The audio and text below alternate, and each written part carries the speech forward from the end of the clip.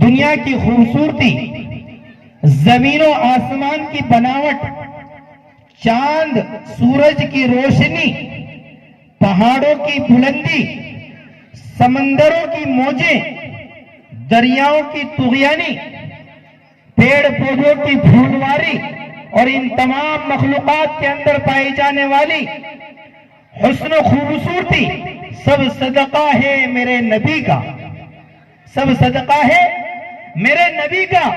دنیا کی اور دنیا کے اندر ہر چیز کی خوبصورتی اور اس کا قد و قامت بیان کرنے کے تو الفاظ مل سکتے ہیں، مگر میرے آقا کی حلیہ مبارکہ حسن و خوبصورتی کو بیان کرنے والے بیان کرتے کرتے تھک گئے، لکھنے والوں نے لکھتے لکھتے قلم توڑ دیے۔ المختصر: حسن یوسف دم عیسیٰ ید بیضا داری، حسن یوسف دم عیسیٰ ید بیضا داری، آنچ خوبا ہما دارند تو تنہا داری۔ آپ صلی اللہ علیہ وسلم کے حلیہ مبارکہ کیسے تھا، اس کو بیان کرنے کے لیے اسما بنت تسلیم خرگون کو ہم آواز دیتے ہیں کہ وہ آئے اور آپ صلی اللہ علیہ وسلم کے حلیہ مبارکہ پر روشنی ڈالیں۔ الحمدللہ وحدہ والصلاة والسلام علی من لا نبی بعدہ، اما بعد۔ زندگی کچھ بھی نہیں تیری محبت کے بغیر، زندگی کچھ بھی نہیں تیری محبت کے بغیر، اور بے روح محبت ہے اطاعت کے بغیر۔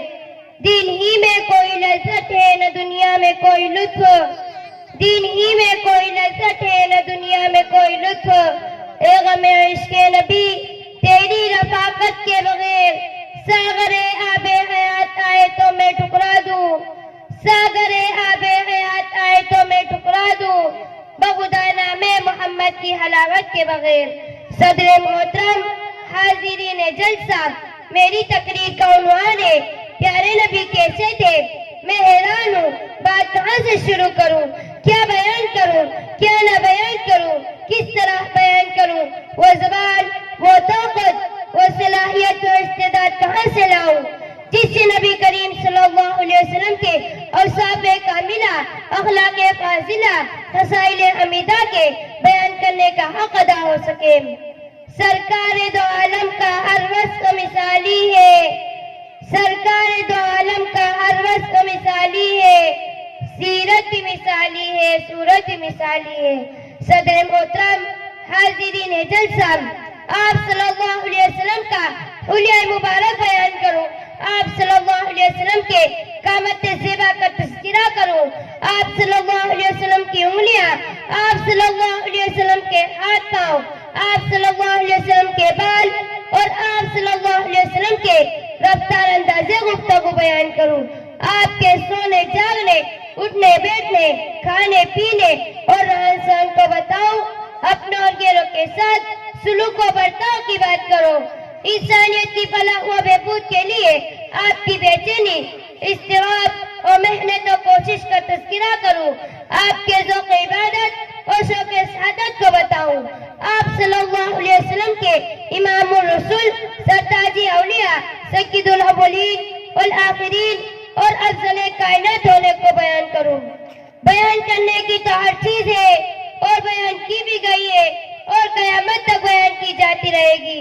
حضرت انس رضی اللہ تعالیٰ عنہ فرماتے ہیں کہ آپ صلی اللہ علیہ وسلم نہ بہت لمبے تھے نہ پست قد بلکہ درمیانہ قد کے تھے، لیکن مجمع عام میں سب سے اونچے دکھائی دیتے تھے۔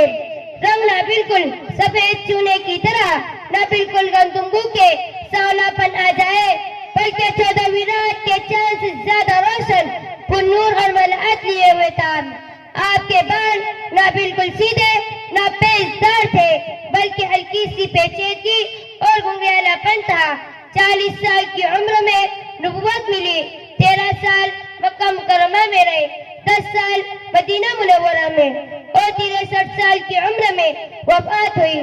آپ کی چال میں پھرتیلا پن اور جماؤ تھا، جھک کر چلنے کی عادت تھی، سینہ نکال کر کر متکبرانہ کبھی نہیں چلے. آپ کے دونوں منڈوں کے درمیان دوسروں کے مقابلے میں کچھ زیادہ فاصلہ تھا. گویا سینہ مبارک چوڑا تھا. نہ آپ موٹے بدن کے تھے نہ گول چہرے کے. البتہ تھوڑی سی گولائی آپ کے چہرے انور میں تھی. دونوں آنکھیں نہایت سیاہ اور پلکیں دراز تھی. جوڑوں کے ملنے کی ہڈیاں موٹی اور پرگوشت تھی. جب آپ کسی کی طرف متوجہ ہوتے تو صرف گردن نہیں گھماتے بلکہ رخ بھی اس طرف کر کے پورے بدن سے اس طرف ہو جاتے. آپ کی دونوں مبارک شانوں کے درمیان مہر نبوتی صحابہ کرام بیان کرتے ہیں کہ آپ صلی اللہ علیہ وسلم کے پسینے سے زیادہ کوئی چیز خوشبودار نہیں اور ہم نے آپ کے جیسے کوئی حسین چیز کبھی نہیں دیکھی. آپ سب سے زیادہ سخی اور دریا دل تھے, سب سے بہادر, سب سے زیادہ سچے, سب سے نرم طبیعت والے, سب سے زیادہ شریف گھرانہ والے. جو آپ کا اچانک دیکھتا آپ کے جمال و جلال سے ہیبت زدہ و مرعوب ہو جاتا. آپ کے جیسا صاحب کمال نہ دنیا نے کبھی دیکھا ہے نہ دیکھے گی. نبوت سے پہلے بھی آپ کی زندگی میں مثال پاکیزہ زندگی تھی اور نبوت کے بعد بھی اس پاکیزگی میں جو حسن و کمال پیدا ہوا اسے بھی بیان نہیں کیا جا سکتا. حضور صلی اللہ علیہ وسلم سب سے زیادہ عزتدار تھے, سب سے بڑے عابد و جاہد تھے, راس الاتقیاء تھے, سراج الصالحین تھے, سب سے زیادہ حیادار, بااخلاق و باکردار تھے, صادقی اور قناعت کی زندگی گزارنے والے, سب پر شفیق اور رحمدل تھے, مظلوموں, بے کسوں, کمزوروں اور لاچاروں کے ملجا و ماوا تھے, سب کی دادرس اور سب کی فریاد کو پہنچنے والے. نہ کسی پر الزام لگایا, نہ طعنہ و تشنیع کی, نہ کسی کا برا چاہا, نہ کسی کے ساتھ برا برتاؤ کیا, نہ کبھی کسی کو ڈانٹا اور مارا. وعدے کے پکے, عہد کے پابند, امانت و دیانت میں یکتا. آپ سب سے بڑے مربی, سب سے بڑے معلم, سب سے بڑے قائد, سب سے بڑے مجاہد, سب سے بڑے منتظم, سب سے بڑے مدبر, سب کے حقوق ادا کرنے والے, ساری دنیا کی بھلائی کے لیے بے چین و بے قرار. آپ صلی اللہ علیہ وسلم کے اخلاق کریمانہ اور قرآنی تعلیمات کا مظہر اور نمونہ کامل تھے. قرآن میں جو کچھ ہے آپ کی زندگی میں موجود تھا. گویا قرآن آپ کی حیات مبارکہ کی شکل میں مجسم ہو چکا تھا. حضرت عائشہ فرماتی ہے کان خلق القرآن, آپ کے اخلاق قرآن تھے. خود حضور صلی اللہ علیہ وسلم فرماتے ہیں بعثت لأتمم حسن الاخلاق, میں اس لیے مبعوث کیا گیا ہوں تاکہ حسن اخلاق کی تکمیل کروں. بزرگان محترم, کیا بیان کروں, کیسے بیان کروں, کہاں تک بیان کروں. وقت کی تنگ دامانی تو ہے, اپنی بے مائگی کم علمی اس سے بڑھ کر ہے. حسن یوسف دم عیسیٰ ید بیزاداری, حسن یوسف دم عیسیٰ ید بیزاداری, آج اخوہ ما دارند تتناداری وما علینا الا البلاغ.